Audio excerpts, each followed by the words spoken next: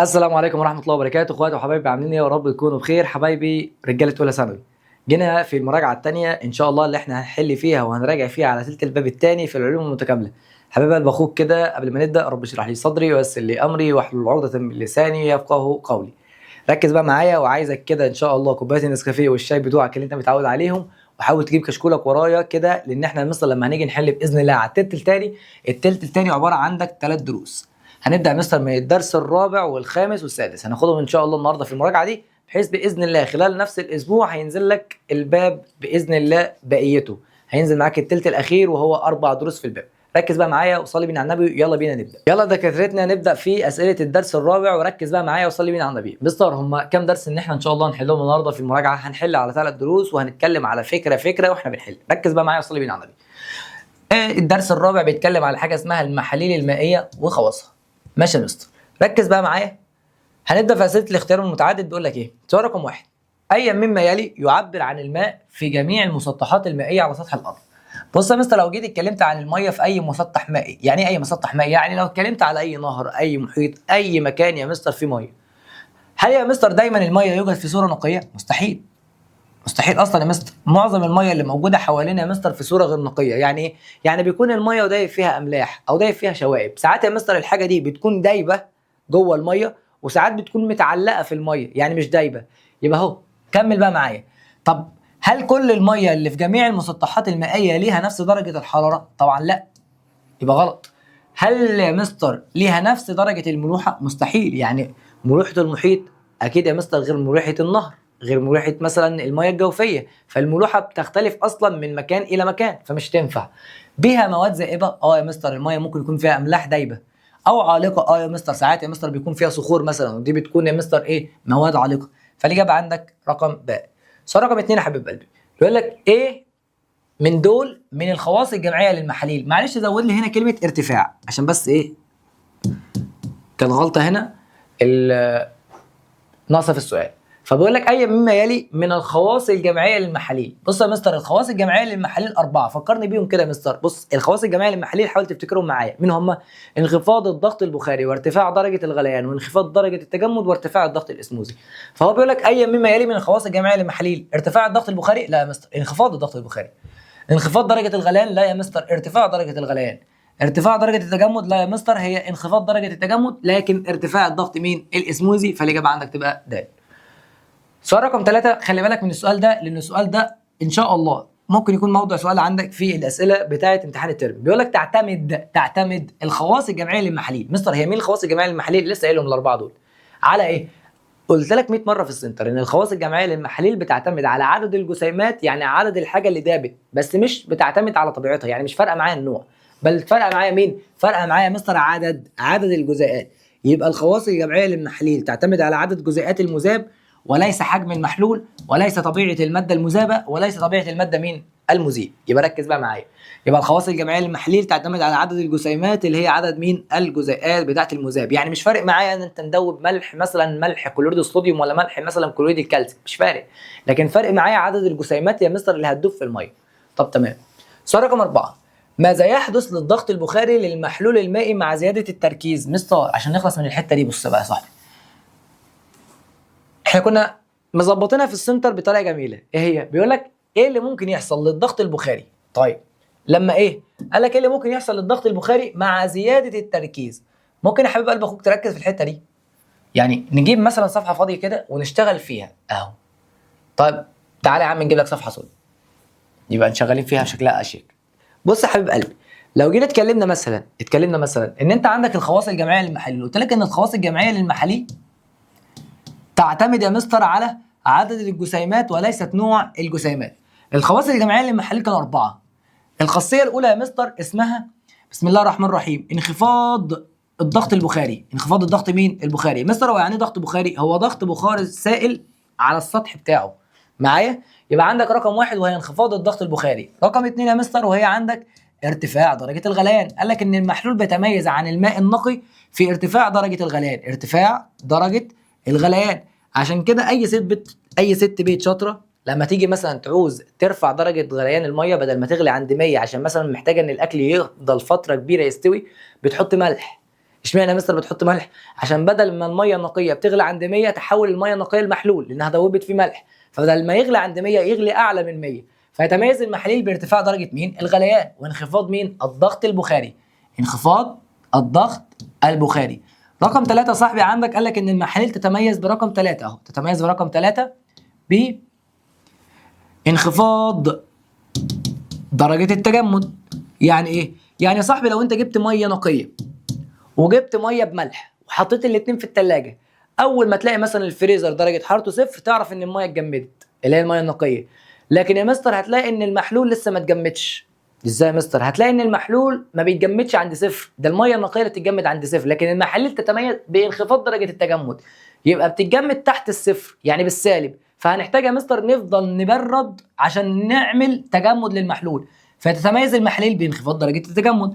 رقم 4 عندك قال لك تتميز المحاليل بارتفاع الضغط الاسموزي. مستر ايه موضوع الخاصيه الاسموزيه؟ قلت لك ان الخاصيه الاسموزيه هو انتقال الماء من المحلول المخفف الى المحلول المركز عبر غشاء شبه مين؟ منفذ. مستر ايه وظيفه الغشاء اللي شبه منفذ؟ الغشاء شبه منفذ فكرته كلها انه بيعدي حاجه وما بيعديش حاجه. بيعدي مين؟ بيعدي الميه. طب ما بيعديش مين؟ ما بيعديش الملح.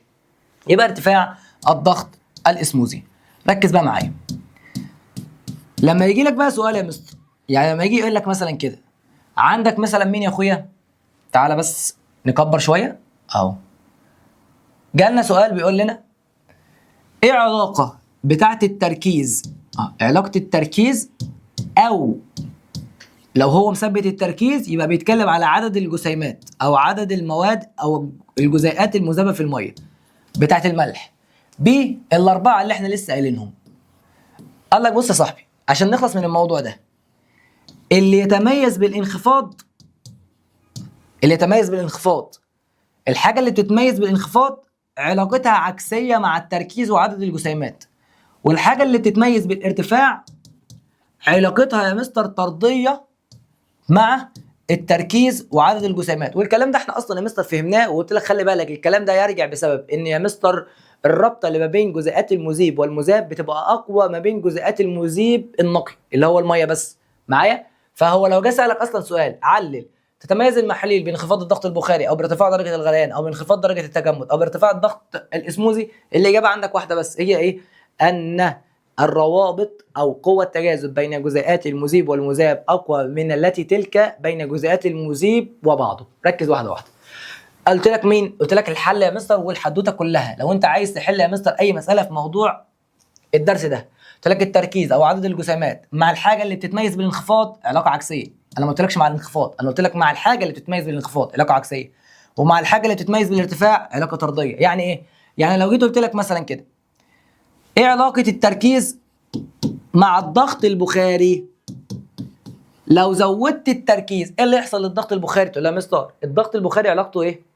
بيتميز بالانخفاض، فهتبقى العلاقه عكسيه مع التركيز او مع عدد الجسيمات. فلو انا زودت التركيز يقل الضغط البخاري، ولو انا قللت التركيز يزداد الضغط البخاري، لان العلاقه هنا علاقه ايه؟ عكسيه. اهو كده العلاقه عكسيه.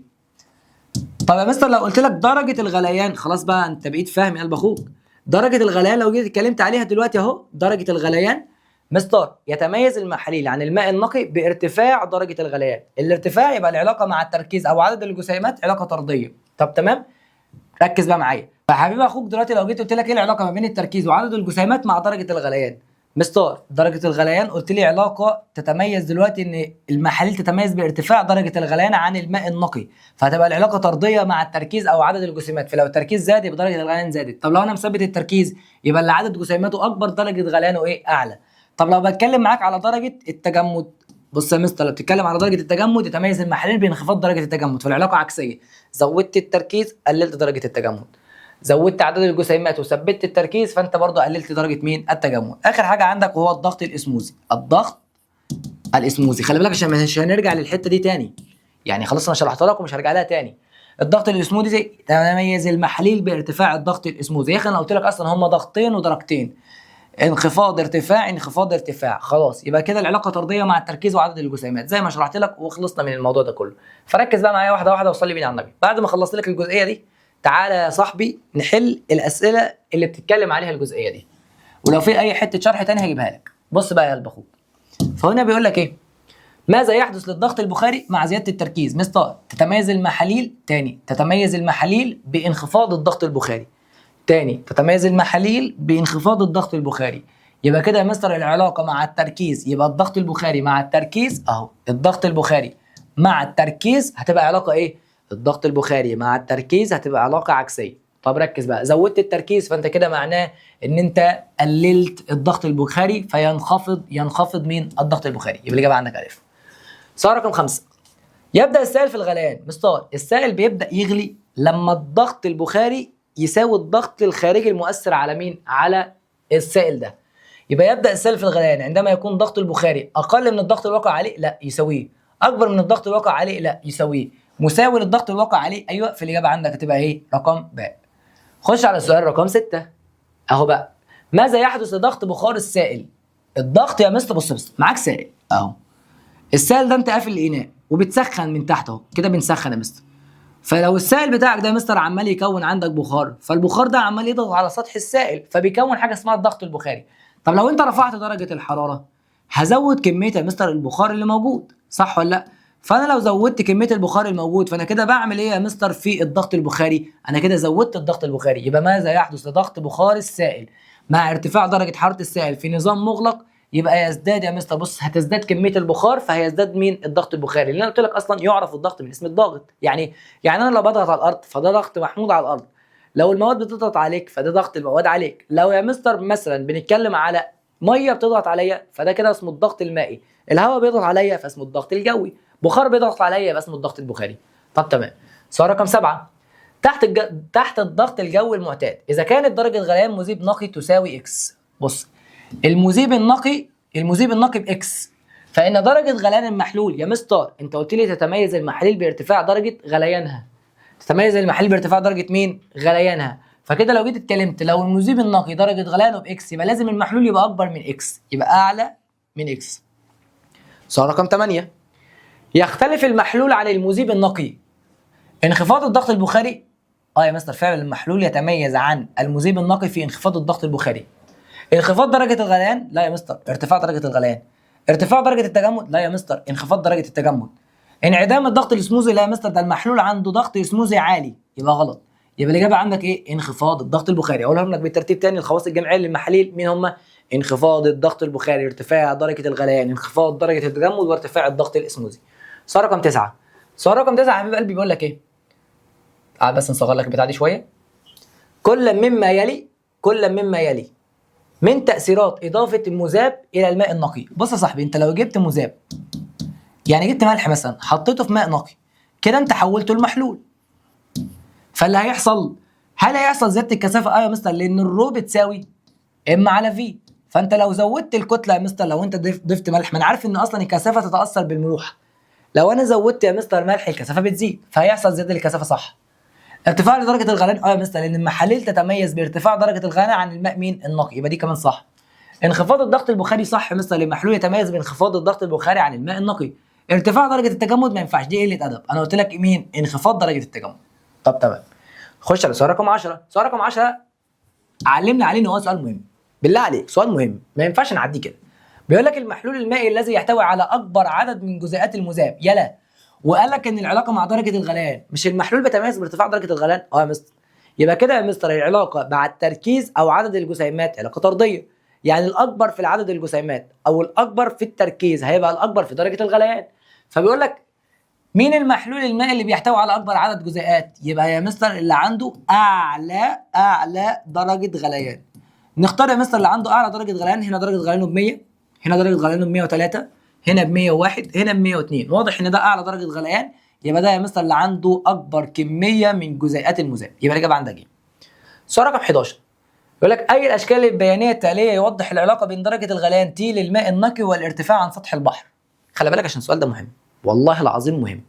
بص يا صاحبي عشان بس نخلص من الموضوع ده، تعالى مثلا نجيب لك صفحه فاضيه اهو، نجيب لك صفحه فاضيه نشتغل عليها هنا مثلا، نمسح الكلام ده كده. طب يا سيدي شكرا، هات المساحه نمسح الكلام ده كده واحده واحده ونشتغل بما يرضي الله. لو جينا اتكلمنا عن درجه الغليان، درجه الغليان بص يا اخويا عشان نخلص من المعضله اللي بالنسبه لك دي وعامله لك مشكله عندك.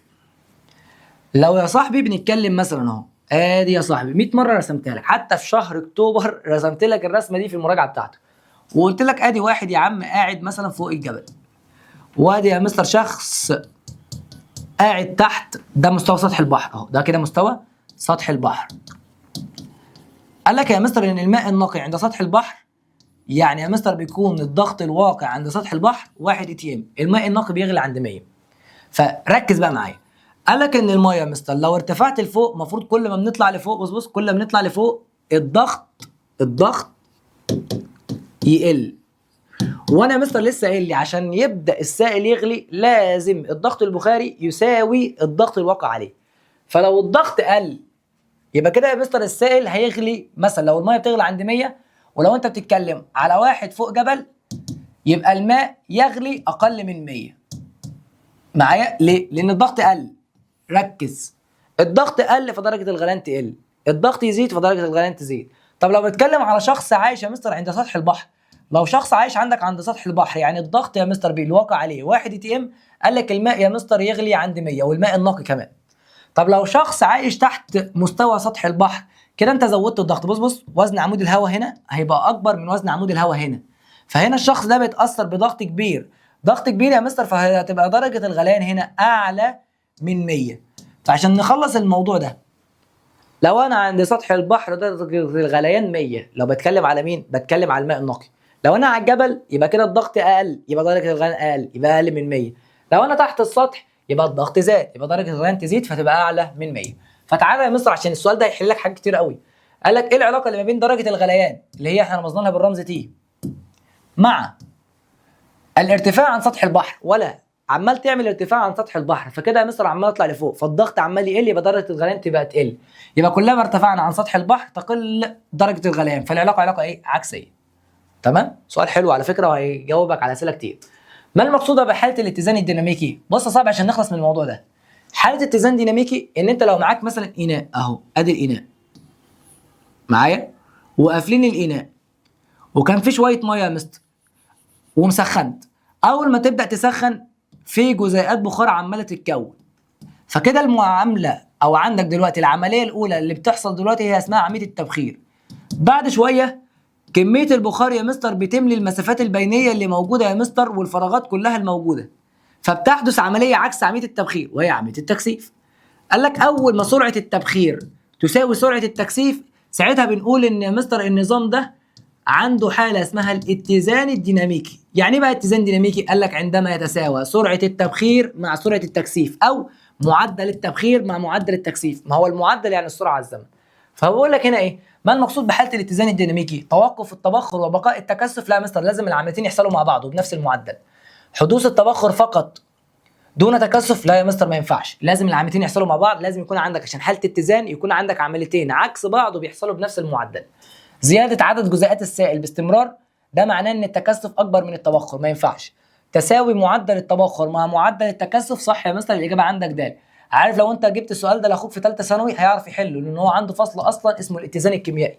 معايا؟ فركز بقى معايا في السؤال ده، السؤال ده جميل اصلا. ما السبب الرئيسي لانخفاض ضغط بخار الماء في المحاليل مقارنه بالماء النقي؟ مستر ايه السبب ان انت عندك انخفاض في الضغط بخار الميه مقارنه يا مستر بتاعت المحاليل مقارنه بالماء مين؟ النقي. ليه يا مستر؟ ليه جيت اتكلمت دلوقتي ان دايما تلاقي المحلول يتميز بانخفاض الضغط البخاري او بارتفاع درجه الغليان او بانخفاض درجه التجمد او بارتفاع ضغط الاسموزي؟ قلت لك ايه؟ اجابه واحده معممه الكلام كله، وهي ايه؟ ان يا مستر اهو ارتباط جزيئات الماء بقوه تجاذب اضافيه مع جزيئات المذاب. يعني ايه؟ يعني الجزيئات او قوه التجاذب بين المذاب والمذيب اقوى من قوه التجاذب بين المذيب وبعضه. يبقى الاجابه عندك هتقول لي قوه الترابط بين جزيئات الماء والمذاب لا يمكن التغلب عليها؟ لا يا مستر يمكن التغلب عليها. كلمه لا يمكن التغلب عليها دي يعني انت مستحيل تكسر الرابطه دي، ما ينفعش. ضعف الروابط الهيدروجينيه بين جزيئات الماء مالهاش علاقه. زياده عدد جزيئات الماء القابله للتبخر في المحلول، لا يا مستر ده انت كده قللت جزيئات الميه القابله للتبخر لان هي مرتبطه بالملح فمش تنفع. ارتباط جزيئات الماء بقوه تجاذب اضافيه مع جزيئات مين؟ المذاب. يعني انت عملت قوه يا مستر تجاذب جديده اسمها بين المذيب والمذاب، ودي يا مستر بتبقى كبيره جدا صعب التغلب عليها، لكن مش كلمه لا يمكن التغلب عليها، دي غلط، انا قلت صعب. تمام؟ ما قلتش مستحيل. سؤال 14، عند المقارنه بين الماء النقي وماء البحر مستر وبيقارن هنا بين الضغط البخاري. يبقى خلاص يا مستر الماء النقي وماء البحر، ماء البحر ده عباره عن محلول، يبقى يتميز الماء البحر بانخفاض الضغط البخاري. يبقى الضغط البخاري للماء النقي اقل. غلط. عدد جزيئات بخار الماء فوق سطح السائل اكبر من في حاله ماء البحر، ولا الضغط البخاري لماء البحر اقل من الماء النقي؟ هي يا مستر الاجابه ج. الضغط البخاري للماء البحر اللي هو المحلول. دايما يا مستر تتميز المحاليل بانخفاض الضغط مين؟ البخاري، فالاجابه عندك ج. اي الاشكال البيانيه التاليه يمثل العلاقه بين حجم السائل والضغط البخاري للسائل عند ثبوت درجه الحراره؟ مستر انت عايز تعمل علاقه بين حجم السائل والضغط البخاري. مستر الضغط البخاري ما بيتاثرش بحجم السائل، فالعلاقه تبقى علاقه ثابته. معايا؟ بس عشان بس ما تقوليش ان انا عامل صح الاجابه دي، العلاقه علاقه ثابته. ليه بس العلاقه ثابته؟ يالا الضغط البخاري بيعتمد على طبيعه الماده المذابه، تمام؟ وبيعتمد على درجه الحراره. فركز هنا يا مستر حجم السائل مش هتفرق معايا يا عم اهو.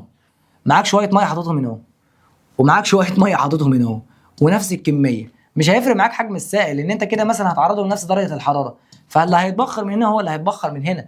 يبقى لا يعتمد الضغط البخاري على حجم مين؟ السائل. في الاجابه عندك تبقى الف. سؤال رقم 16.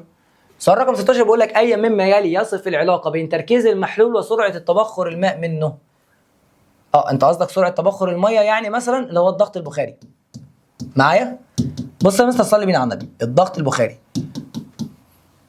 مستر علاقه انت عايزك تعمل كده علاقه ما بين التركيز والضغط البخاري. قلت لي العلاقه اللي ما بين التركيز والضغط البخاري علاقه عكسيه. يعني كلما زاد التركيز ده كده معناه ان احنا مدوبين كميه ملح اكبر مع الميه، فكده الميه ماسكه في الملح، في ان انا ابخرها واكسر الروابط دي صعب. معايا؟ فكده عدد الجزيئات المتبخره هيقل.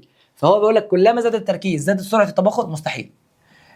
كلما زاد التركيز قلت سرعه التبخر؟ ولا العلاقه تتغير حسب نوع المذاب؟ لا يا مستر احنا العلاقه تتغير على حسب مثلا عدد المذاب. قلت لك ان الخواص الجمعيه تعتمد على العدد وليست النوع. كلما زاد التركيز قلت سرعه التبخر، صح. يبقى الاجابه عندك رقم ب. سؤال رقم 17 ده سؤال يعني زهقنا من حله. اللي هو بيقول لك ايه؟ يغلي الماء عند درجه حراره. مستر الماء النقي اللي عند سطح البحر بيغلي عند درجه حراره 100، بس هو قال لك كلفن. مستر عشان تحول درجه الحراره من السيليزيوس وتحولها للكلفن لازم يا مستر تجمع 273. فهو المفروض ان الميه بتغلي عند 100 بالسيليزيوس، عايزين نحولها للكلفن نجمع 273 فتبقى معانا 373. فالاجابه عندك ج. السؤال رقم 18. الماء المالح، الماء المالح اللي هو قصدك محلول ميه بملح، له درجه غليان عن الماء النقي. المفروض ان الميه المالحه اللي هو المحلول يتميز بارتفاع درجه الغلاء عن الماء مين؟ النقي عند نفس الضغط الجوي. يبقى الاجابه اعلى من الماء المالح، هيبقى درجه غليانه اعلى من مين؟ من الماء النقي. سؤال 19. تترك كميات من الملح على الطرق في المناطق البارده. والله العظيم ما خايفين من الحسد. امال يا مستر الموضوع ده بيعملوا ليه؟ والله يا صاحبي لو جينا اتكلمنا على المناطق البارده فالناس دي يا مستر عند هطول الامطار المطر اول ما بينزل على الطريق هوب بيكون تلج. فلو في عربيه هي مستر معديه، العربيه اللي معديه دي يا مستر عدت على التلج بيحدث حوادث كتير. فعشان نقلل يا مستر من موضوع الحوادث ده لازم نقلل من كميه التلج. عايزين نقلل من كميه التلج المتساقط او كميه التلج المتكون. فبدل ما اخلي الميه اللي نازله يا مستر عباره عن ميه نقيه درجه تجمدها بصفر، طب ما انا اخلي درجه التجمد اقل من الصفر عشان الحق اقل من كميه التلج. ولا لو انا عايز اخفض من درجه التجمد اخليه ماء نقي ولا اخليه محلول؟ لان المحاليل تتميز بانخفاض مين؟ درجه التجمد. فتقول لي يا مستر الناس دي بترش كميات من الملح عشان تخلي درجه تجمد المحلول نفس درجه تجمد الميه؟ مستحيل.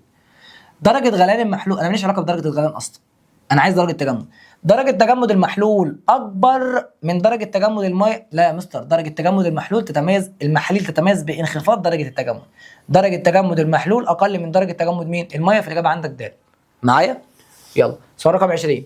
اذا كانت درجه تجمد لمذيب نقي بتساوي صفر، فكم ستكون درجه التجمد اذا اذيب فيه كميه من الملح؟ يعني انت قصدك حولته المحلول.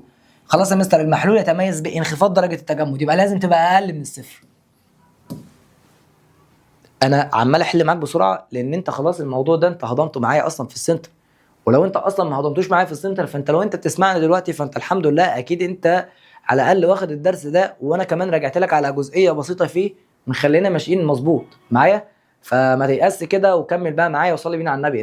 ركز ان شاء الله ربنا يعينك ويوفقك في الامتحان. 21. اذا كانت درجه غليان محلول ماء على قمه جبل درجه الغليان على قمه جبل ب 108 مستر. فان درجه الغليان نفس المحلول على سطح الارض. انت قصدك ان انت نزلت من على الجبل لحد السطح، فالمفروض ان هنا الضغط يا مستر كان قليل، لكن لما تيجي عند السطح كده الضغط هيزيد. الضغط يزيد فدرجه الغليان تزيد، فانا لازم اختار رقم اكبر من 108. يعني انا مستحيل اختار 108 والرقمين دول اصغر من 108، فانا مستبعدهم معايا. فالاجابه عندك هتبقى كام؟ 110. ما سبب انخفاض درجه تجمد المحلول المائي مقارنه بدرجه تجمد الماء النقي؟ تعال نقرا. قوه التجاذب بين جزيئات المذاب وجزيئات الماء تعوق التجمد، صح؟ لما الملح بيبقى ماسك في الميه بيعيق التجمد، ما بيخليش التجمد يحصل بسرعه، واصله لك؟ فبيفضل وقت كبير على ما التجمد يحصل، فكده يا مستر بدل ما بيتجمد عند صفر بيحب يتجمد عند السالب. الماء النقي يحتوي على عدد اكبر من جزيئات المذابه، مستحيل الكلام ده. الماء نقي اصلا. الاملاح الذائبه في المحلول تقلل من ضغط الاسموزي؟ لا يا مستر، دي تزود من ضغط الاسموزي. انخفاض الضغط البخاري للماء النقي؟ لا يا مستر، هو انخفاض الضغط البخاري للمحلول مش الماء النقي. يبقى الاجابه عندك الف، ان قوه التجاذب بين جزيئات المذاب والمذيب تعوق التجمد. سؤال 23، اي مما يلي يؤدي الى خفض الضغط البخاري؟ مستر عشان تخفض الضغط البخاري تعمل حاجتين، لا تزود التركيز معايا، لا تزود عدد جزيئات الماده المذابه، يعني تزود عدد جزيئات المذاب. فكميه المحلول قلت لك مالهاش علاقه. درجه الحراره، لو انا يا مستر عايز اخفض الضغط البخاري ازود درجه الحراره؟ لا يا مستر مالهاش علاقه. عدد جزيئات المذاب صح، لكن عدد جزيئات المذيب مالهاش علاقه. السؤال عندك 24. 24 بيقول لك ايه؟ اذا كانت درجه غليان حمض الاسيتيك تحت ضغط 1 اي ام، قصدك عند السطح، تساوي 118، فمن المتوقع درجه غليان تكون تحت ضغط 8 من 10. انت قللت الضغط يبقى ايه اللي يحصل؟ درجه الغليان هتقل عن 118. يبقى 119 ما ينفعش، 125 ما تنفعش، 118 نفسها ما تنفعش، فالاجابه عندك تبقى كام؟ 111، اللي انت قللت الضغط. مين؟ قللت الضغط الجوي. تقل احتماليه تبخر جزيئات الماء في المحاليل مقارنه بالماء النقي بسبب مين؟ بسبب ان المحلول عنده قوه تجاذب بين جزيئات المذيب والمذاب اكبر من قوه التجاذب اللي بين جزيئات المذيب وبعضه. والله سؤال يا اخي قلت لك 100 مره، السؤال ده اللي لامم لك الاربع خواص الجمعيه. زياده قوه تجاذب بين جزيئات الماء مستحيل. وجود قوه تجاذب بين جزيئات الماء والمذاب صح، يبقى الاجابه عندك ج. عشان كده المحلول يا مستر احتماليه تبخر جزيئات الميه منه بتبقى اقل معايا. نقص قوه التجاذب بين جزيئات الماء لا مالهاش علاقه. غياب ايه يا عم؟ غياب ايه يا عم؟ الله يهديك. سؤال 26، في اي من الحالات الاتيه تقل درجه غليان الماء النقي؟ لما يا مستر يغلي، لما الضغط يكون قليل، يعني فوق قمه جبل. داخل حاله الضغط يلا، حاله البريستو يلا دي اللي هي حاله الضغط عندك دي اصلا بتزود الضغط الداخلي، فدرجه الغليان بتبقى اعلى، فمش تنفع. عند اضافه ملح مثلا، لما انت بتضيف ملح فكده انت حولت المحلول، والمحاليل تتميز بارتفاع درجه الغليان. عند زياده الضغط يا مستر هترفع درجه الغليان، فمش تنفع. ما تاثير اذابه ماده غير متطايره يعني ملح في حجم معين من الماء النقي، يعني حولت المحلول كلا على درجتي التجمد، حولت المحلول يبقى يتميز بانخفاض درجه التجمد، والضغط البخاري يتميز بانخفاض الضغط البخاري، يبقى ينخفض يبقى تنخفض تنخفض درجه التجمد وينخفض الضغط البخاري. اذا علمت ان المحاليل متساويه التركيز، زنقنا هنا قال لك متساويه التركيز، فاي منهما هو الاعلى في درجه الغليان؟ خلي بالك ان السؤال ده مهم. تعال ناخد الاربع محاليل دول عندك واحده واحده ونشتغل بيهم. مستر عشان نفك المحلول ده، بص يا صاحبي، لو انت ده حطيته في الميه هيديك يا مستر وحده بوتاسيوم ووحده كلوريد. لو انت حطيت ده في الميه خلي بالك السي او 3 دي مجموعه ذريه. اكتب الملحوظه دي عندك، المجموعات، نكتبها لك في سبوره احسن. قال لك لو جينا اتكلمنا يا مستر على المجموعات الذريه، المجموعات مين؟ الذريه، او سكر الجلوكوز، او اي ماده عضويه يعني عموما سكر الجلوكوز، ده بنعامله معامله الايون الواحد، يعني بنعتبره جزيء واحد. يعني مثلا عندك المجموعه الذريه CO3 معايا، او مجموعه الكبريتات SO4، او مجموعه النترات NO3، او النيتريت NO2، او عندك البيكربونات، اي حاجه من دول يا عم تشوفهم حاول تحفظ على قد ما تقدر منهم معايا، او SO3 او الفوسفات BO4، اي حاجه تشوفهم من دول، مش لازم تحفظ تكافؤات دلوقتي معايا، اي حاجه تشوفهم من دول يا مستر بتعتبرهم بواحد معايا، الا اذا لو انا كتبت لك كده مثلا BO4 باي 3 هي بي 4 بنحسبها بواحد، بس هنا مصر في 3 منها يبقى هنحسبها بثلاثه. وصلت كده معلومه؟ طيب طب سكر الجلوكوز رمزه ايه؟ سكر الجلوكوز برضو بنحسبه بواحد، يعني سي 6 اتش 12 او 6. يعني يا مستر كل ده هنعتبره جزيء واحد. ازاي يا مستر؟ هو كده اعتبره جزيء واحد اهو يا مستر، سي 6 اتش 12 او 6. يعني ما تروحش تحسب له وتقول له دول 24 جزيء، غلط، بيعتبره جزيء واحد. طب تعالى نحل السؤال. فهو هنا في السؤال بيقول لك ايه؟ هنا في السؤال بيقول لك اذا علمت ان المحلول الاتيه متساويه التركيز. خلاص يا مستر، معانا واحده بوتاسيوم اهي ومعانا واحده كلور، يبقى دول 2 ايون اهو كده، 2 ايون. تعالى هنا بقى، معانا 2 صوديوم 2 ان ايه زائد كربونات سي او 3. اوعى تروح تفكها لي، دي مجموعه ذريه بقى بنحسبها بكام؟ بنحسبها بواحد، يبقى 1 سي او 3. يبقى هنا عدد الايونات يا مستر 3 اللي هي عدد الجزيئات. تعالى هنا دي كبريتات يا مستر بنحسبها بواحد بس في 3 منها، وادي 2 الومنيوم، يبقى هنا المجموع كام؟ 5. هنا واحده حديد زائد 3 كلور، يبقى المجموع 4. خلي بالك يا مستر، واضح ان الجيم يا اعلى عدد في الجزيئات يا مستر، اللي هي اعلى عدد في الايونات. خلاص يا مستر، انت ايه لسه قايل لي بعضمه لسانك ان كل ما التركيز يزيد هو قال التركيز متساوي. خلاص يبقى كل ما عدد الجزيئات المذابه تزيد يا مستر يتميز المحلول. لو بنتكلم على درجه الغليان، درجه غليانه تزيد. تاني اهو، مش انا لسه قايل لك من شويه يا حبيب قلب اخوك ان التركيز او عدد الجزيئات او عدد الجسيمات مع الارتفاع ايه؟ طردي، لكن مع الانخفاض عكسي. طب ما هو درجه الغليان يتميز بارتفاع يا مستر، صح ولا لا؟ المحلول يتميز بارتفاع درجه الغليان. يبقى العلاقه اللي ما بين درجه الغليان وعدد الجسيمات او درجه او التركيز يبقى العلاقه طرديه. كل يا مستر ما عدد الجسيمات هنا يزيد كل ما درجه الغليان تزيد. ما هو بيقول لك هنا اي منهما هو الاعلى في درجه الغليان. طب بقى يا صاحبي لو سالك مين فيهم الاقل في اللهم صل على النبي، الاقل في الضغط البخاري، او بلاش الاقل في الضغط البخاري، الاعلى في الضغط البخاري مستر، الاعلى في الضغط البخاري يبقى الاقل في عدد الجسيمات. ليه؟ لان الضغط البخاري يتميز بانخفاض، المحلول يتميز بانخفاض الضغط البخاري. يبقى العلاقه هنا علاقه ايه؟ عكسيه. عايز اعلى تركيز او عايز اعلى عدد جسيمات، يبقى لو بتتكلم مثلا على الضغط البخاري يبقى لازم العلاقه عندك تبقى ايه؟ عكسيه، اللي هو انا شرحتها لك من البدايه. خلاص عشان ما نتوهش في السؤال ده، انت عايز الاعلى في درجه الغليان يبقى نختار الاعلى في عدد الجسيمات. صلي بيه على النبي. نحل يا مستر السؤال اللي بعده. السؤال اللي بعده بيقول لك ايه؟ السؤال اللي بعده عشان بس ما نفصلش منك واحنا لسه في البدايه كده. اذا اذيب 1 مول، ما يفرقش معاك 1 مول دلوقتي، في لتر من الماء يكون له الاثر الاكبر في انخفاض درجه التجمد. كلمه الاثر الاكبر في انخفاض درجه التجمد يعني عايز اكتر واحد يتميز بانخفاض درجه التجمد، يعني عايز اقلهم في درجه التجمد. مين اقل واحد يا مستر في درجه التجمد؟ اقل في درجه التجمد. مستر درجه التجمد هو قال لك هنا معلش ايه؟ انا يا مستر مدوب 1 مول في لتر يا مستر، كل دول جايب منهم ده 1 مول وده 1 مول وده 1 مول وده 1 مول، وده لتر وده لتر وده لتر وده لتر، يبقى تركيزهم كلهم متساوي. يبقى انا كده مثبت التركيز معايا، انا مثبت التركيز. هاجي افك ده هلاقي ده واحده كي وده واحده يبقى المجموع الايونات هنا 2. هاجي افك ده ادي واحده ام جي وادي 2 سي ال، يبقى المجموع هنا 3. افك ده ادي كمان 2، واحده ان ايه واحده سي ال. اجي افك ده ادي 1 وادي 3، يبقى المجموع هنا 4. ده الاعلى في عدد الجسيمات، يبقى ده يا مستر الاعلى في درجه الغليان، والاقل في الضغط البخاري، والاقل في درجه التجمد، والاعلى في الضغط الاسموزي. يبقى الاجابه عندك ده.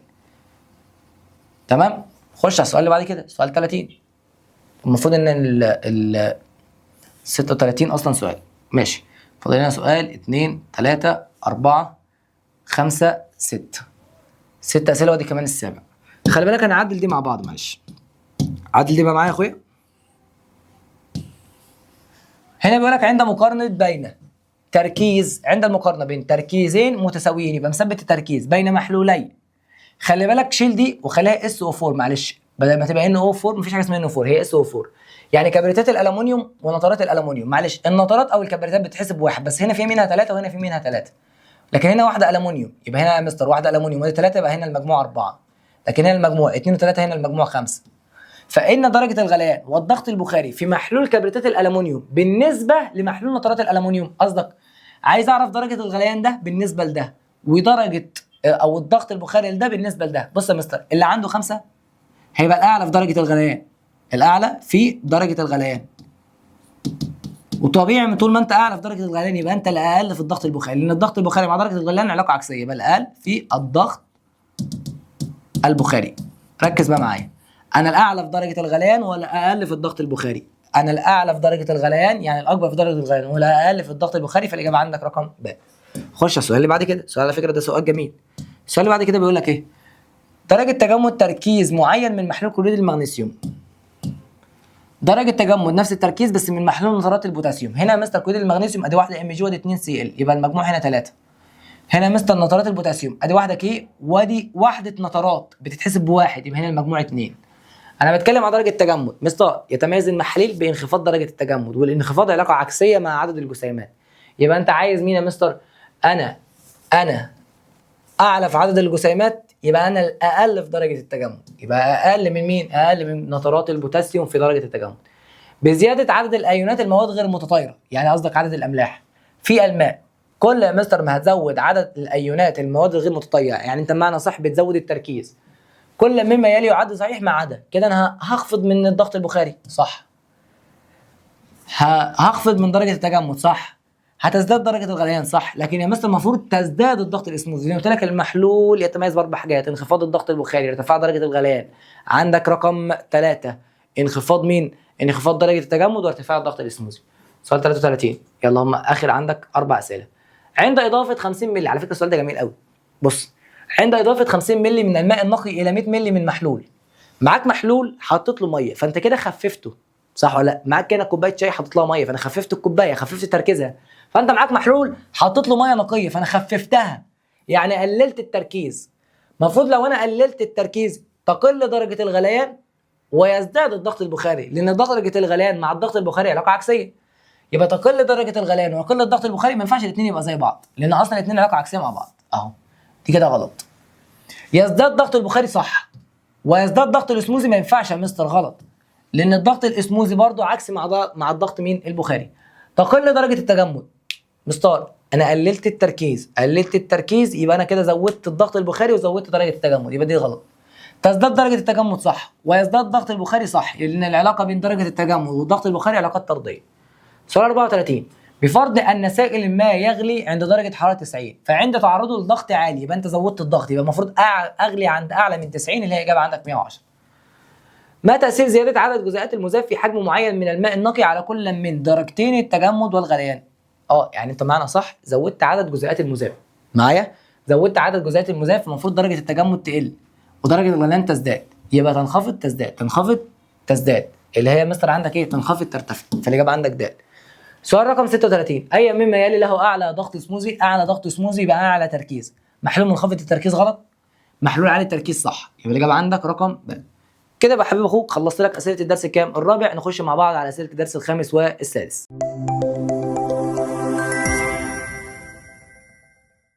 يلا ذكرتنا مع اسئله الدرس الخامس، وبيتكلم على حاجه اسمها الاهميه البيولوجيه للميه. ركز بقى معايا، وان شاء الله من خلال برضو الاسئله ان شاء الله تظبط دنيتك كلها وبامر الله تكون مستفيد. يقول لك اي مما يلي لا ينطبق على الخليه. ماشي يا مستر. الخليه هي الوحده التركيبيه للكائن الحي. لا ده ينطبق. الخليه فعلا يا مستر دي اللي يعني لو جينا اتكلمنا على جسم الكائن الحي، فجسم الكائن الحي بيتكون من اجهزه، والاجهزه بتتكون من اعضاء، والاعضاء بتتكون من انسجه، والانسجه بتتكون من خلايا، فهي الوحده التركيبيه. والوحده الوظيفيه يا مستر لان الخلايا بيحدث فيها جميع او معظم التفاعلات الكيميائيه. اصغر مكون مستقل في الكائن الحي يا مستر احنا قلنا ان هي اصغر مكون مستقل بيستقل يا مستر بذاته، وهي الوحده الوظيفيه والتركيبيه. تمام؟ يتشابه تركيبها في جميع الكائنات الحيه مستحيل. اكيد يا مستر كائن حي، الكائن الحي في اختلاف يا مستر في شكل مين؟ الخلايا. النسبه بين كميه الماء الموجود داخل خلايا جسم الكائن الحي. بص يا صاحبي عشان نخلص من الحته دي. الثدييات يا مستر، الثدييات الميه يا مستر بتاخد 70% من كتله الجسم معايا. لو جينا قسمنا ال 70% لداخل الخلايا وخارج الخلايا، قال لك داخل الخلايا يا مستر بتبقى بنسبه 47%، لكن خارج الخلايا بتبقى بنسبه 23%. فهو هنا بيقول لك ايه؟ النسبه بين كميه الميه داخل الخلايا الى خارج الخلايا اللي هو 47% 23%، لو جيت قسمتهم على بعض تطلع النسبه معاك 2 الى 1 معايا. فالاجابه 2 الى 1. خلي بالك احنا بنقرا من هنا يا مستر من اليمين للشمال 2 الى 1 عشان ما تقوليش ان الاجابه دي 2 الى 1 وتقول احنا ماشيين بالانجليزي. لا والله احنا شغالين بالعربي. ركز بقى معايا. اذا علمت ان كتله شخص ما تساوي 130 كيلو جرام، طب تمام، يبقى كتله الباشا ده الله يكون في عونه 130 كيلو، فان كميه الماء الموجوده داخل الخلايا، هو ما قالكش. بص عارف لو كان قال لك كميه الميه كنت خدت ال 130 ضربته في 70 على 100 لكن هو بيقول لك كميه الميه الموجوده داخل الخلايا، باخد ال 130 اضربه في 47 على 100، فالاجابه عندك هتطلع ب 61. معايا؟ امتى تبقى 91؟ 91 لو بتكلم على كميه الميه في جسمه كله. دي كده كميه الميه كلها اللي في جسمه اللي هي 70%. تعتبر الاوليات الحيوانيه، ولا الاوليات الحيوانيه زي الاميبا. الاوليات الحيوانيه دي يا مستر عندك عديده الخلايا، لا يا مستر ده اوليات، دي وحيده الخليه وغير ذاتيه. معايا؟ يبقى وحيده الخليه غير ذاتيه التغذيه، ما بتعتمدش يا مستر على نفسها بل بتعتمد على غيرها. ركز بقى معايا مستر، احنا خدنا دي فين؟ خدنا يا مستر لما جينا اتكلمنا على الممالك، كان عندك 4 مماليك يا مستر. لما جينا اتكلمنا على حقيقيات النواه، مين هم؟ كان عندك طلائعيات، فطريات، نباتات، حيوانات. لما جينا اتكلمنا على الطلائعيات يا مستر كان في منها الوحيد وكان في منها العديد. عندك يا مستر بسم الله الرحمن الرحيم لما جينا اتكلمنا على الاوليات الحيوانيه دي يا مستر كانت من الوحيده وكانت غير ذاتيه. غير ايه؟ ذاتيه. خلاص نشيل دي كده. يبقى يا مستر كانت غير ذاتيه التغذيه ووحيده الخليه. سؤال رقم 5، اي الكائنات الحيه التاليه يحتوي جدارها الخلوي على ماده البيبتيدوجلايكان؟ ولا احنا زينا منها. مستر البكتيريا دي كانت وحيده الخليه من بدائيات النواه، جدارها الخلوي يحتوي على ماده البيبتيدوجلايكان. اي مما يلي لا ينتمي لحقيقيات النواه؟ مستر عايز حقيقيات النواه يبقى لازم تختار البكتيريا، لسه قايلها لك اصلا من شويه، البكتيريا دي يا مستر من بدائيات النواه. سؤال رقم 7، اي العبارات التاليه لا تنطبق على البكتيريا؟ كائنات بدائيه النواه صح. كائنات مادتها الوراثيه محاطه بغشاء نووي؟ لا غلط. ليه يا مستر؟ لان انا قلت لك خلي بالك الخلايا تنقسم لجزئين. عندك يا مستر لو انا يحاط بيا بغشاء نووي، اهو يحاط بيا بغشاء نووي يبقى دي حقيقيات. لكن لو ما عنديش غشاء نووي يبقى دي بدائيات. زي مين؟ زي البكتيريا. والبكتيريا يا مستر دي كانت بدائيه النواه، تحتوي جدارها الخلوي على ماده تسمى البيبتيدوجلايكان يمنحها الشكل والصلابه. كانت وحيده الخليه صح وبدائيات النواه صح. ماشي يا مستر. تتشابه جميع حقيقيات النواه في احتوائها على، بص يا مستر ما فيش كائن حي ما عندوش ميتوكوندريا، لان الميتوكوندريا ده يا مستر قال لك بيت الطاقه عند الكائن الحي. ده يا مستر اللي بتدينا الاي تي بي، دي اللي بتدينا الطاقه اللي بنعرف نعمل بيها العمليات مين؟ الحيويه. سؤال رقم 9، اي الممالك الاتيه غالبا تكون كائناتها مائيه؟ دي الطلائعيات. يبقى عندك الطلائعيات غالبا يا مستر بتكون كائناتها مائيه، وحيده وعديده، ذاتيه وغير ذاتيه. يبقى عندك الاجابه الطلائعيات. سؤال رقم 10، تتشابه الفطريات مع الاوليات الحيوانيه؟ اولا الاوليات الحيوانيه يا مستر دي بدائيه، لا قصدي انا اسف دي وحيده النواه. اللهم صل على النبي. دي يا مستر بتكون وحيده الخليه وغير ذاتيه. وكذلك الامر الفطريات دلوقتي يا مستر برضه وحيده الخليه. يبقى الاثنين وحيده الخليه. يحتوي على جدار خلوي ولا غير ذاتيه التغذيه ولا كائنات مائيه ولا وحيده الخليه؟ وحيده الخليه. يبقى الاجابه عندك وحيده الخليه. يتركب الجدار الخلوي في الفطريات من ماده اسمها القيتين. خلي بالك عشان نخلص من الحته دي. يا مستر بص، لو بتتكلم عن البكتيريا، البكتيريا جدارها الخلوي يتكون من ماده اسمها البيبتيدو، اهو بيبتيدو جلايكان. لكن لما جينا اتكلمنا يا مستر على الفطريات، جدارها الخلوي بيتكون من ماده اسمها القيتين. معايا؟ لكن لما جينا اتكلمنا يا مستر على النباتات، جدارها الخلوي بيتكون من ماده اسمها مين؟ السليلوز. بس خلي بالك ان الكلام ده برضه بيختلف يا مستر خلال الانسجه، اذا كان كولانشيمي ولا بالرانشيمي ولا سكالرانشيمي. ركز بقى معايا. جميع مما يلي كائنات غير ذاتيه مين؟ التغذيه. كائنات غير ذاتيه التغذيه ما عدا مستر. يبقى انت عايز الذاتي اكيد يا مستر حاجه بتعمل بناء ضوئي، اللي هي الطحالب مين؟ الذهبيه. طحالب ذهبيه زيها زي النبات بيعرف يعمل عمليه البناء مين؟ الضوئي. اي الممالك الاتيه جميع كائناتها ذاتيه التغذيه؟ كل ده ذات التغذيه. ماشي. الطلائعيات في منها يا مستر الذاتي وفي منها غير الذاتي. النبات كلها يا مستر ذاتيه التغذيه. الحيوان ده يا مستر غير ذاتي التغذيه. الفطريات في منها يا مستر ذاتي وفي منها غير ايه؟ ذاتي. صلي بالله على النبي. اي مما يلي يميز مملكه الحيوان؟ مملكه الحيوان يا مستر جميع كائناتها وحيده الخليه؟ ما حصلش. جميع كائناتها ذاتيه التغذيه؟ ما حصلش. معظم كائناتها بدايه النواه؟ ما حصلش. تحققات نواه اصلا. معظم كائناتها قادره على الحركه؟ حصل يا مستر. عندها اعضاء حركه زيها يا اخي، زيك معايا، عندنا اعضاء حركه. سؤال رقم 15، اي الكائنات الحيه الاتيه تفتقر الى وجود عمود فقري؟ يعني ما عندهاش عمود فقري. معايا؟ سمكه البلطي يا اخي ده عندها يا مستر عمود فقري. لا اصل الاسماك تمام والبرمائيات زي الضفادع والطيور تمام كل دول يا مستر، والثدييات وعلى راسهم الانسان، كل دول يا مستر ايه؟ عندهم عمود فقري. انا عايز اللي يفتقر الى عمود فقري، يعني ما عندوش عمود فقري، الحشرات. اي الكائنات الاتيه تفتقر الى عمود فقري. بص معلش، تفتقر الى عمود فقري وتنتمي الى اللاسعات. ولا كلمه لاسعات يعني الحاجات اللي بتلسع في البحر دي، اللي هو قنديل مين؟ قنديل البحر. وما فعلا ما عندوش ايه؟ ما عندوش عمود فقري. على فكره ده برده ما عندوش عمود فقري، ده ما عندوش عمود فقري، ده ما عندوش عمود فقري، ده ما عندوش عمود فقري، بس ينتمي الى اللاسعات، فتختار مين؟ قنديل البحر. جميع مما يلي من الفقاريات، يعني عندها عمود فقري، ما عدا الاسماك من الفقاريات، الزواحف من الفقاريات زي الابراس كده، البرص من الفقاريات.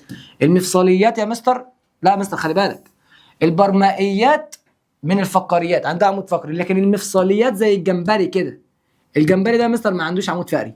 معايا؟ ركز بقى واحده واحده. تنتمي الحشرات الى اللاسعات، لا ده قنديل البحر. الرخويات، لا يا مستر ده زي المحار. الجلد شوكيات، ده نجم البحر، ده نجم البحر، ده الجلد شوكيات، لا يبقى المفصليات. يبقى الحشرات تنتمي الى مين؟ الى المفصليات. اي مما يلي يميز خليه البكتيريا عن خليه فطر الخميره. خليه البكتيريا عن خليه فطر الخميره. وجود جدار خلوي، الاثنين عندهم جدار خلوي، فده ما يتميزش.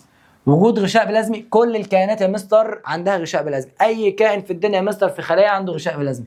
نواه محاطه بغشاء نووي، ده بدايات نواه، فما عندوش غشاء نووي. ده يا مستر حقيقيات نواه، فعنده غشاء نووي، فاكيد ده ما يميزوش.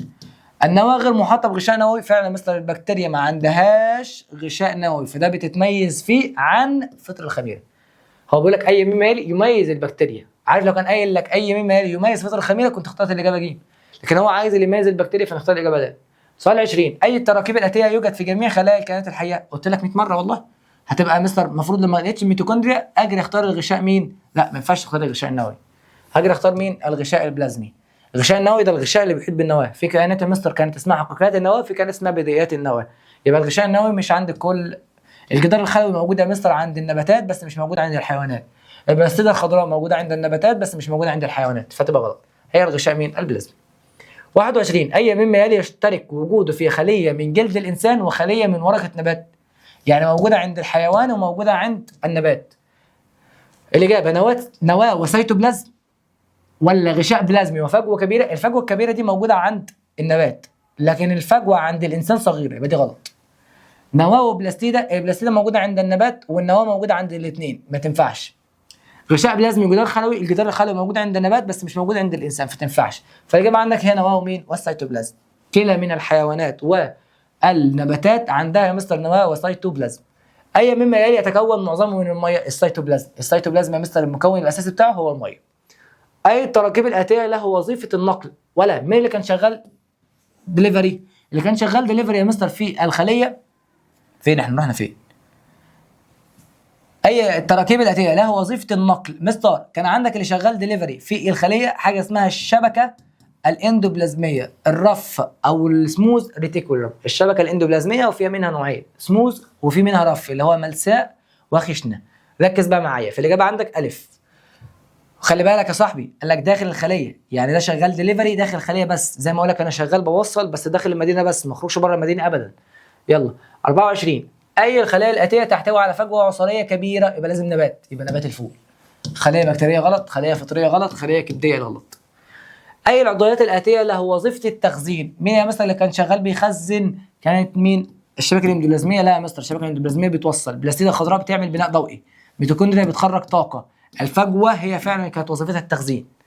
في الثدييات تبلغ نسبه الماء حوالي من كتله جسم الانسان 70%. يبقى في الثدييات حتى البتاع علقه، في الثدييات تبلغ نسبه الميه حوالي من كتله جسم الانسان، هتبقى 70 ايه في المية. 27، بما ان هو كده معلق، اي مما يلي يشارك بشكل مباشر في جميع عمليات التمثيل الغذائي؟ لازم الميه يا مستر، يبقى اللي بيشارك في جميع عمليات التمثيل الغذائي هي مين؟ الميه. الميه هي مستر اللي بتشارك في جميع عمليات التمثيل الغذائي. ركز بقى معايا وصلي بينا على النبي. نخش على سؤال 28 اسف. بيقول لك اي العبارات الاتيه تعبر عن احد مميزات عمليه الهدم؟ مستر خلي بالك، كان عندك عمليات الايض 2، عمليه اسمها عمليه الهدم وعمليه اسمها عمليه البناء. عمليه الهدم يا مستر ان انت كنت بتاخد الجزيئات الكبيره بتحولها لجزيئات صغيره. معايا؟ يعني كنت بتاخد البوليمر وتحوله للمونيمر، لكن يا مستر ما كلمش ده، ما عندكش انت البوليمر والمونيمر. يعني خليك بص، جزيئات كبيره بتحولها لجزيئات صغيره، لكن البناء من اسمه كده بياخد الجزيئات الصغيره اهو، الجزيئات الصغيره ويحولها لجزيئات ايه كبيره. خلي بالك ان الهدم ده يا مستر كان بيخرج طاقه، يعني ده يا مستر كان بيدينا طاقه، لكن البناء كان بيستهلك اهو، يستهلك طاقه. اشتغل بقى معايا. اي العبارات الاتيه تعبر عن مميزات عمليه الهدم؟ تهدف لتخزين الطاقه، لا بس هي ما بتخزنش طاقه. تتم في النبات ولا تتم في خلايا الحيوان؟ لا بتتم في الكل. يتم فيها الحصول على الطاقه، صح، للقيام الخليه بوظائفها الحيويه، صح يا مستر، هي بتدينا طاقه. تتم في خلايا الحيوان لا تتم في خلايا النبات، مفيش الكلام ده، تتم في كل جميع الخلايا. يتم تكسير سكر الجلوكوز، مستر سكر الجلوكوز لما كان بيتكسر دي كانت عمليه اسمها عمليه مين؟ كان عمليه اسمها عمليه التمثيل الغذائي. سكر الجلوكوز كان بيتكسر ازاي؟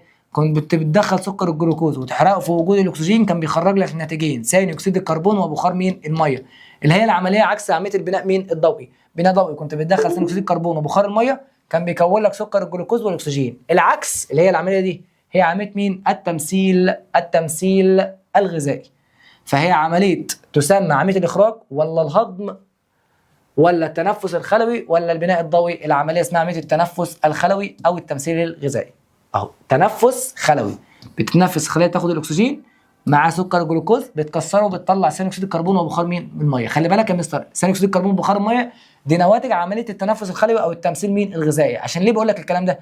لان الاجابه هنا بيقول لك ايه؟ اهو اي مما يلي ناتج من تكسير سكر الجلوكوز، هتبقى يا مستر عندك اللهم صل على النبي ثاني اكسيد الكربون والميه، ثاني اكسيد الكربون ومين؟ والميه. سؤال 31، اي العوامل الاتيه يؤدي الى ابطاء عمل الانزيم؟ خلي بالك ان انت عندك الانزيم دي ماده بروتينيه. ماده بروتينيه يا مستر دي كانت بتخش تسرع في التفاعل الكيميائي وتقلل من طاقه التنشيط معايا دون ان تدخل في التفاعل، يعني بتاثر ولا تتاثر معايا.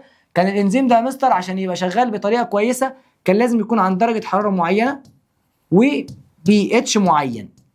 غيرت في درجه الحراره او زودت درجه الحراره انت بتبوظ الانزيم. قال لك اي العمليات الاتيه يؤدي الى ابطاء عمل الانزيم؟ تغيير قيمه البي اتش الى الحد الامثل، لا انت خلاص انت وصلتني للحد الامثل، يبقى كده يا مستر المفروض لا دي غلط، دي غلط. رفع درجه الحراره اعلى من درجه الحراره المثلى لعمله، انت زودت درجه الحراره، انت لعبت في درجه الحراره، فانت كده غيرت في مين؟ انا كده غيرت يا مستر في كفاءه الانزيم وممكن الانزيم يقف اصلا. فالاجابه عندك هتبقى رقم ب. كده يا صاحبي يبقى خلصنا الحمد لله اسئله الدرس الكام؟ الخامس. داخلين في اسئله الدرس السادس، بص خدته لك خطفناه مع بعض كده. خش على اسئله الدرس السادس ومش هيطول معانا بالظبط لان هي بتتكلم على درس مين؟ التكيفات البيولوجيه للكائنات الحيه في البيئات مين؟ المائيه. ركز بقى معايا وصلي بينا على النبي كده، حاول تفصل مخك 5 ثواني وترجع تاني. حبايبي نخش على اسئله الدرس السادس وهو درس التكيفات البيولوجيه. خلي بالك يا مستر لما جينا ده اتكلمنا على درس التكيفات قلت لك كلمه تكيف هو حاجه بيعملها الكائن الحي عشان يتكيف مع الظروف المحيطه. فهنا سؤال بيقول لك ايه؟ لكل كائن حي مجموعه من السمات السلوكيه معايا والجسمانيه تساعده على البقاء. حاجه بتساعده على البقاء يا مستر تشير العباره السابقه الى مفهوم الانقراض. يخرب بيت دماغك، انقراض يا مستر؟ انا بقول لك حاجه بتساعدني على البقاء تقول انقراض؟ لا. تكاثر مش شرط، يعني التكاثر مش شرط على البقاء، يعني عادي انت فاهم، يعني انت لو ما حصلكش يعني انت لو ما عملتش تكاثر عادي يا مستر، عادي هنا مفيش مشكله، مالهاش علاقه في البقاء. الايض لا يا مستر، هو بص الكلام ده عموما كله كل كائن حي مجموعه من السمات السلوكيه والجسمانيه بتساعد على البقاء، هي الاجابه التكيف، مالهاش برضه علاقه بالايض معايا. سؤال رقم 2، اي مما يلي لا يعتبر من التكيفات التركيبيه العامه؟ خلي بالك هو بيتكلم على عامه. التكيفات التركيبيه العامه كان الجسم الانسيابي وكان عندك المثانه الهوائيه والقشور والمخاط معايا، كان عندك الزعانف. لكن العيون الكبيره يا مستر دي كانت تكيفات تركيبيه بس كانت للاسماك اللي بتعيش يا مستر في الاعماق، مش التكيفات العامه. يعني ده مش شرط تكيف عام. تكيف عام اللي هو حاجه اساسيه موجوده في السمك، لكن دي مش حاجه اساسيه، دي موجوده في الاسماك الاعماق بس. اي الاجزاء التاليه تمثل الاعضاء الرئيسيه للحركه في الاسماك؟ اعضاء الحركه بالنسبه لك هي الرجل، لكن السمك عندها زعانف. تمام. الخياشيم دي اعضاء التنفس. المثانه الهوائيه دي بتساعد في الطفو. تمام. الكليتين دي يا مستر بيتخلصوا من الماء الزائد او الاملاح الزائده. يقصد بالتكيف التركيبي، تكيف تركيبي يتكيف يا مستر في اللهم صل على النبي تركيب جسم الكائن الحي. نشاط الكائن الحي لا يا مستر. آلية عمل بعض اعضاء الجسم، يعني انت قصدك تقول لي ان التكيف هنا في الوظيفه بتاعت الاعضاء؟ لا يا مستر، ده تكيف وظيفي يعني فسيولوجي. البنيه الجسميه الجسميه لكائن الحي صح، التي تساعد على البقاء. يبقى الاجابه عندك هنا هتبقى ج. النظام الغذائي ايه يا عم؟ النظام هو عامل رجيم؟ لا غلط. سؤال رقم 5. ما التكيف التركيبي الذي يسمح لسمكه الجليد بالعيش في الظلام الدامس عندها عين كبيره؟ معايا وجود اعين كبيره. هو قال لك ظلام دامس، يبقى وجود اعين ايه؟ كبيره. اي مما يلي يعد تكيف تركيبي لبعض اسماك المحيطات لكي تتحمل الضغط؟ خلي بالك هو بيتكلم على الضغط. المخاط لا حبيب قلبي، المخاط ده كان بيقلل من مقاومه الميه لكن ملوش علاقه بالضغط. كبر الخياشيم بتساعد في التنفس، ملهاش علاقه. الاجسام المضغوطه صح يا مستر. ليه يا مستر ما نختارش الاعين الكبيره؟ حبيب قلبي العين الكبيره دي عشان السمكه لو كان عندها نقص في الضوء وعايشه في الاعماق. تعيش سمكه الجليد الايس فيش مستر كان بتعيش على عمق 2000. فيجي حماد يعمل لي ايه؟ مستر 2000 كيلو متر حمار برخصه. ليه يا مستر؟ يلا ده كيلو متر، يلا انا بقول لك 2000 متر. 2000 متر، ال 2000 متر اللي هم يا مستر كام كيلو متر؟ 2 كيلو متر. مستر مش عارف اجيبها. يلا الكيلو متر في 1000 متر، وسمكه الجليد بتعيش على عمق 2000 متر اللي هو كام كيلو متر؟ واصلين في طرفين 1000 اهو. الواحد كيلو متر فيه 1000 متر، يبقى 2000 في 1 على 1000 هتطلع معاك ب2. يا اخي الكيلو متر فيه 1000 متر، يبقى يا مستر ال 2000 متر فيهم 2 كيلو متر اهو. يلا بقى ركز بقى معايا، يبقى الاجابه عندك 1000. السؤال ده احنا زهقنا منه يا مستر. حليناه في الامتحان الشامل، وحليناه في امتحان الحصه، وحليناه في الحصه، وادي في مراجعه، وهحطه لك في ليله الامتحان. اي التراكيب الاتيه تمكن اسماك الاعماق من تحمل الضغط في المحيطات الجنوبيه البارده؟ تحمل الضغط يا مستر يبقى الجسم المضغوط. جسم الانسيابي تقليل مقاومه الميه، خياشيم تنفس، قشور يا مستر برضه تقليل مقاومه الميه. لكن ده يا مستر هو اللي بيقلل لك مين؟ بيقلل من او بيخلي السمكه بتقدر تتحمل الضغط. اي مما يلي يمكن اسماك الاعماق من التغلب على نقص الاكسجين؟ ولا كان عندك سمكه اسمها سمكه الافعى؟ سمكه الافعى دي كان عندها مشكله في نقص الاكسجين، فكانت بتبطئ من معدل الايض. ليه يا مستر؟ لان الايض عايز اكسجين وانت الاكسجين قليل، فهبطئ من معدل مين؟ الايض. هبطئ من معدل الايض. اوعيه دمويه قويه؟ لا يا مستر دي علاقه بالضغط. الجسم المضغوط لها علاقه بالضغط. زياده تركيز الاملاح في الخلايا لها علاقه بالاسموزيه، ما تنفعش. سؤال رقم 10. ما اهميه المثانه الهوائيه اللي هو كيس العوم للاسماك العظميه؟ المثانه الهوائيه قلت لك من شويه بتساعد على الطف. تساعد على ايه؟ على الطف. فالاجابه عندك الف. قدره سمكه البلطي للصعود الى السطح، سببه الاساسي امتلاكها مثانه هوائيه. انا طلعت على السطح يبقى انا عندي حاجه بتساعدني على الطف، فتبقى دي المثانه مين؟ الهوائيه. فالاجابه عندك هتبقى ج. الشاشه مخصمانه النهارده كل شويه تعمل ايه؟ الصوت الغريب ده. سؤال رقم 12. اي مما يلي من التكيفات التركيبيه للدولفين؟ خلي بالك الدولفين ده مصر عشان نخلص من التكيفات التركيبيه كان عنده فتحه في الراس. ماشي؟ هو الدولفين ده مستر من الاسماك؟ قال لك لا، الدولفين ده من الثدييات، بس بيختلف عن الثدييات يا مستر اللي موجوده عن اليابسه فيه ان هو عنده بسم الله الرحمن الرحيم كده، عنده يا مستر فتحه في الراس ولديه جسم انسيابي، يعني جسمه مش زي جسمك، ليه جسم انسيابي عشان ده عايش في الميه. امتلاك الخياشيم ولا كبر حجم العيون ولا وجود فتحه تنفس في قمه الراس؟ وجود فتحه تنفس في قمه الراس. لكن الاجابات يا مستر الثانيه دي احنا ما جبناش سيرتها اصلا، ما اتكلمناش ان هو عنده خياشيم ولا مثانه هوائيه ولا كبر حجم العيون. هو عنده جسم انسيابي وفتحه في الراس للتنفس لان هو بيتنفس اكسجين الهواء الجوي. لكن يا مستر هو موجود في الميه مش عارف يتنفس اكسجين مين؟ مش عارف يتنفس اكسجين الميه لان هو من الثدييات. تتشابه الدلافين مع الثدييات التي تعيش على اليابسه. وجود انف، اكيد الدولفين ما عندوش انف. امتلاك خياشيم كبيره ما جبناش، قلنا يعني معلش. تتشابه الدولفين مع الثدييات التي تعيش على اليابس. هل انت عندك خياشيم؟ لا يا مستر. يعني هل انت عندك زعانف؟ لا يا مستر. وجود عمود فقري؟ ايوه انا عندي عمود فقري والدولفين عنده عمود فقري. ما التكيف السلوكي الرئيسي لاسماك السلمون؟ خلي بالك تكيف سلوكي هو الهجره، يبقى الهجره من النهر الى البحر ثم العوده. لان سمكه السلمون يا مستر كانت بتعيش في الميه العذبه، اول ما بتتولد بتعيش في الميه العذبه. بعد كده يا مستر لما بتكبر شويه تروح للميه المالحه، بعد كده تسيب الميه المالحه لما توصل لمرحله التكاثر وترجع تاني للميه مين؟ العذبه. فهي يا مستر حياتها كانت عذب مالح عذب. رقم 15.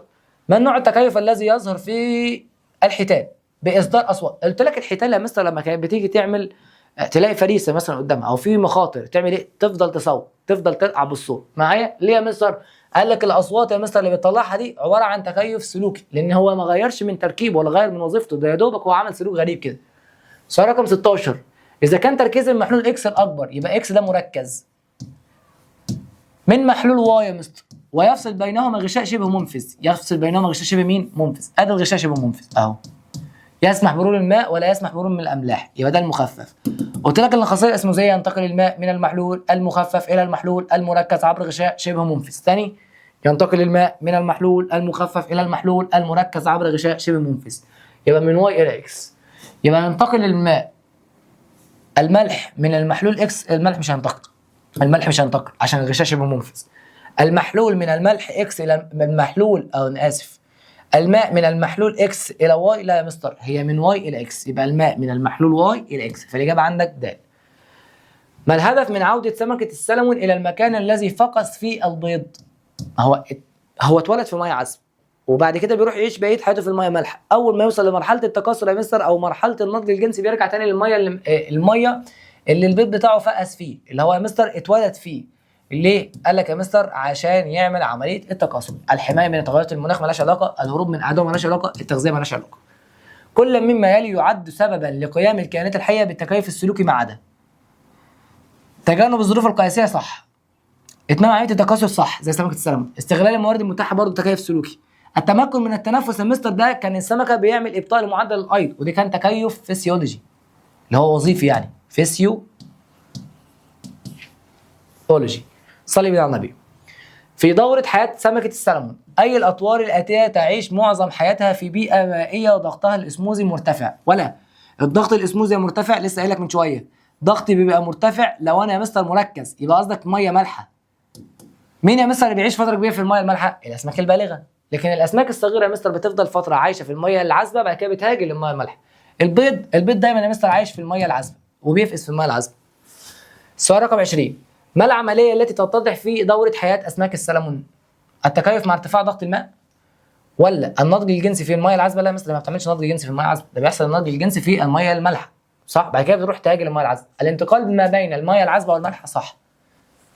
ما هو بيقول لك ايه العملية تتضح في دورة حياة سمكة مين؟ السلمون. التكاثر في المية المالحة، غلط.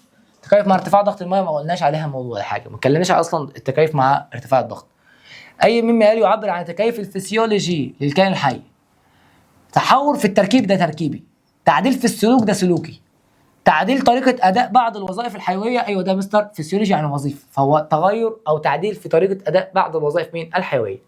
ما أنواع التكيفات التي تستخدمها أسماك الأعماق للتكيف مع ارتفاع ضغط المية؟ الأسماك دي يا مستر بيكون عندها شرايين قوية، فده تكيف تركيبي. وبتعرف تزود من ضغط الدم، فده تكيف فسيولوجي اللي هو يا مستر وظيفي.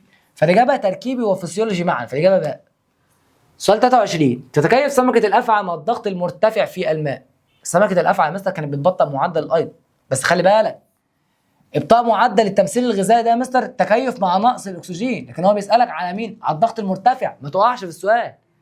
امتلاك هياكل عظمية مرنة، صح، كان عندها هياكل عظمية مرنة يا مستر بتساعدها على التكيف مع الضغط المرتفع. سؤال 24، أي مما يلي يعد تكيفا فسيولوجيا في أسماك المحيطات؟ الجسم المضغوط، ده تركيب. شرايين قوية، تركيب. تعديل ضغط الدم، لسه قايله لك من شويه اهو، تعديل ضغط الدم مثل ده تكيف فسيولوجي. اي التكيفات الفسيولوجيه تمكن اسماك الاعماق مع التعامل مع نقص الاكسجين؟ لسه قايلها لك والله يا مستر، هي ايه؟ ابطاء معدل الايض، يعني بيبطئ او بيقلل من حاجته للاكسجين. سؤال 26، يكون الضغط الاسموزي في اسماك الميه المالحه. الضغط الاسموزي في اجسام الاسماك، ادي يا مستر معلش انا في ميه مالحه، يبقى اللي بره تركيزه عالي، لكن جسم السمكه نفسه، جسم السمكه نفسه اهو، ادي جسم السمكه نفسه.